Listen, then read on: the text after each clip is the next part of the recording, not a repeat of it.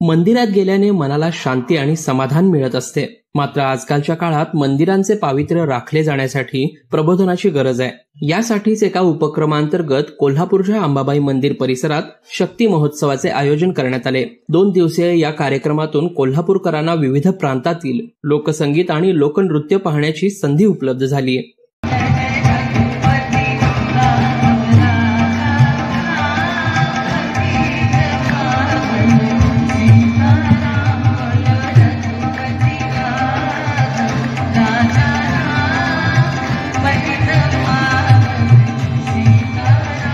भारतातील प्राचीन मंदिरांमध्ये असणारा सांस्कृतिक ठेवा अधिक उजळून निघावा, त्याचे पुनरुत्थान व्हावे या उद्देशाने दिल्ली येथील संगीत नाटक अकादमी आणि कोल्हापूर जिल्हा प्रशासनाच्या संयुक्त विद्यमाने अंबाबाई मंदिर परिसरात 10 आणि 11 एप्रिलला शक्ती महोत्सवाचे आयोजन करण्यात आले.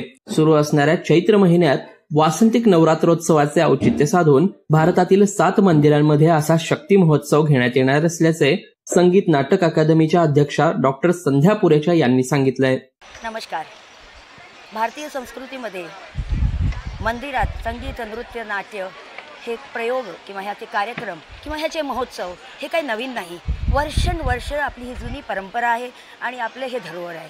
आपलं हे धरोहर कुठेतरी कमी पडतंय, कुठेतरी लुप्त होत चाललंय, अशी भावना संगीत नाटक अकादमी दिल्लीला जाणवली आणि त्याच्यासाठीच एक असा प्रयत्न, एक त्याचा पुनर्जन्म किंवा त्याचा पुनरुद्धार व्हावा अशा हेतूने हा टेम्पल फेस्टिवल, ज्याला कला प्रवाह नाव दिलं गेलं आहे, आणि स्पेशली या चैत्र नवरात्रीत त्याच्या 9 शक्तिपीठांवर वेगवेगळ्या जागेवर त्याचे प्रयोग व्हावे, नृत्य, नाट्य, संगीत, आणि लोकांना त्याच्याशी जोडवावे, आपल्या परंपरेशी परत आणावे, ह्याचा छोटासा हा एक प्रयत्न.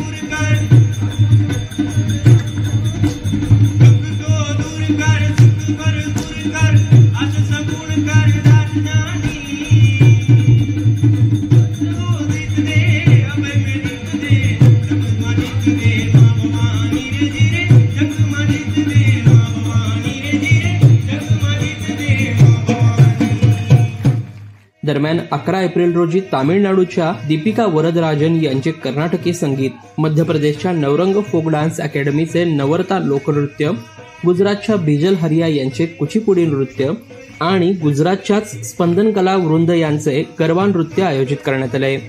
लोकल 18साठी साईप्रसाद महेंद्रकर, कोल्हापूर.